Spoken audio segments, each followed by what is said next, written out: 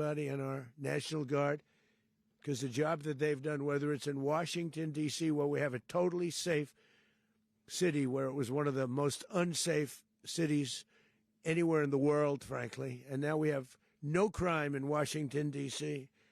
We haven't had a killing. We had the terrorist attack a few weeks ago, a little bit of a different kind of a threat, but we haven't had a killing in a long period of time, 6, 7 months. We used to have two, on average, 2 a week in Washington, our capital. We don't have that anymore.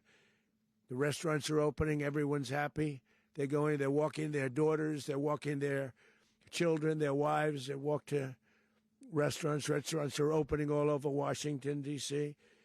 So I want to thank the National Guard. I want to thank our military. And I want to thank law enforcement. It's been amazing. And they should do it with more cities. We're doing it, as you know, and we're doing it in Memphis, Tennessee right now, and crime is down. We've just sort of started a few weeks ago, but crime is down now 77%. And the governor of Louisiana called, great person, and he wanted us to help him, as you know, in a certain very nice part of Louisiana.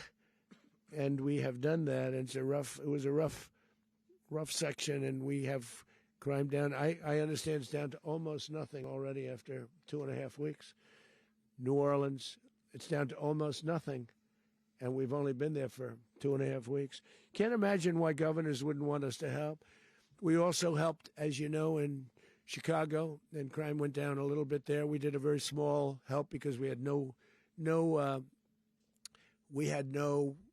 working ability with the governor. The governor was a disaster, and the mayor was a disaster. But it knocked down crime. But we're pulling out of there. When they need us, we'll know. You'll know. You'll be writing about it.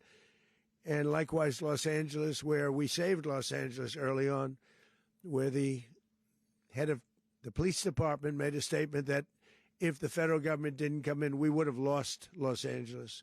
That's long after the fires. That's when they had the riots in Los Angeles. We did a great job. Got no credit for it whatsoever, but that's okay. It doesn't matter. We don't need the credit. But we'll be pulling out when they need us. They'll call, or we'll go back if we have to. We'll go back. But we did a great job in various cities. But the place that we're very proud of is Washington, D.C., because it's our nation's capital. We took it from being a crime-ridden mess to being one of the safest cities in the country. But the gangs that they sent raped, tortured, and murdered American women and children. They were in all of the cities I mentioned, Tren de Aragua. And they were sent by Maduro to terrorize our people, and now Maduro will never again be able to threaten an American citizen or anybody from Venezuela. There will no longer be threats. For years, I've highlighted the stories of those innocent Americans whose lives were so heartlessly robbed by this Venezuelan terrorist organization. Really one of the worst. One of the worst. They say the worst. Americans like 12-year-old Jocelyn Nungari from Houston. Beautiful Jocelyn Nungari. What happened to her? They, as you know, they kidnapped, assaulted, and murdered by Tren de Aragua animals. They murdered Jocelyn and left her dead under the bridge. There was a bridge that will never be the same to so many people after seeing what happened. As I've said many times, the Maduro regime emptied out their prisons, sent their worst and most violent monsters into the United States to steal American lives. And they came from mental institutions and insane asylums. They came from prisons and jails.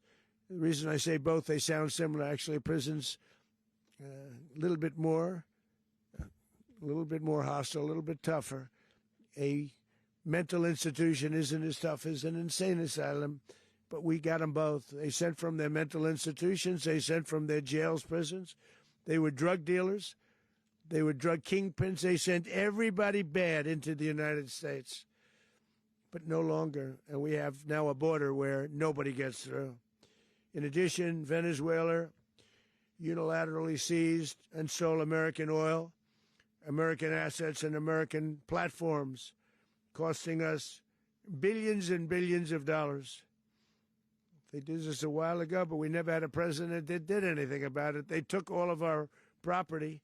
It was our property. We built it. And we never had a president that decided to do anything about it. Instead, they fought wars that were 10,000 miles away. We built Venezuela oil industry with American talent, drive, and skill, and the socialist regime stole it from us during those previous administrations, and they stole it through force. This constituted one of the largest thefts of American property in the history of our country. Considered the largest theft of property in the history of our country. Massive oil infrastructure was taken like we were babies, and we didn't do anything about it. I would have done something about it.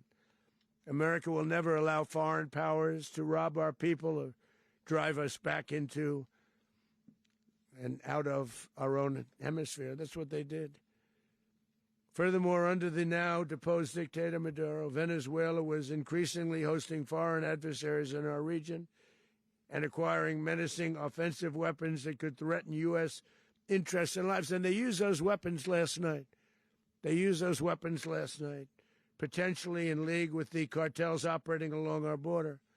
All of these actions were in gross violation of the core principles of American foreign policy, dating back more than 2 centuries, and not anymore.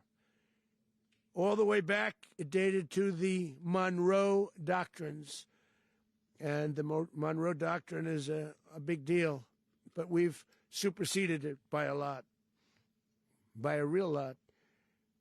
They now call it the Monroe Document. I don't know. It's Monroe Doctrine.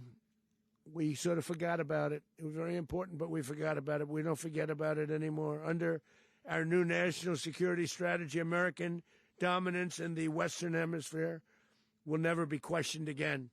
Won't happen. So just in concluding, for decades, other administrations have neglected or even contributed to these growing security threats in the Western Hemisphere. Under the Trump administration, we are reasserting American power in a very powerful way in our home region.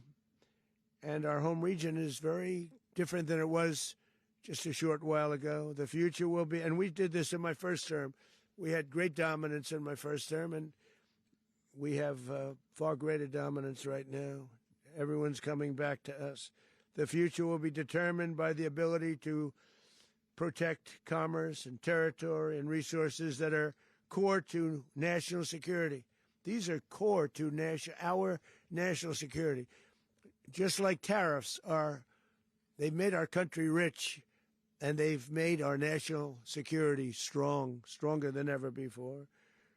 But these are the iron laws that have always determined global power.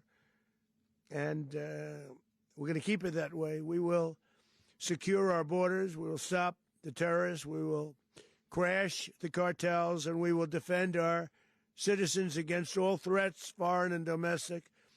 Other presidents may have lacked the courage or whatever to defend America, but I will never allow terrorists and criminals to operate with impunity against the United States. This extremely successful operation should serve as warning to anyone who would threaten American sovereignty or endanger American lives.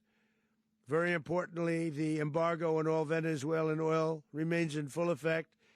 The American Armada remains poised in position, and the United States retains all military options until United States demands have been fully met and fully satisfied. All political and military figures in Venezuela should understand what happened to Maduro can happen to them, and it will happen to them if they aren't just, fair, even to their people.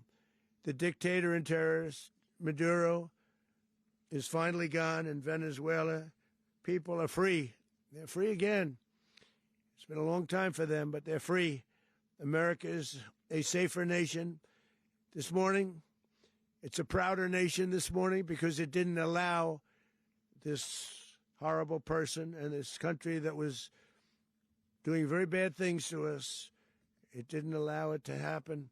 and the Western Hemisphere is right now a much safer place to be. So I want to thank everybody for being here. I want to thank General Raisin Kane. He's a fantastic man. I've worked with a lot of generals. I worked with some I didn't like. I worked with some I didn't respect. I worked with some that just weren't good. But this guy is fantastic. I watched last night one of the most precise attacks on sovereignty. I mean, it was an attack for justice. And I'm very proud of him, and I'm very proud of our Secretary of War, Pete Hegseth, who I'm going to ask to say a few words. Thank you very much.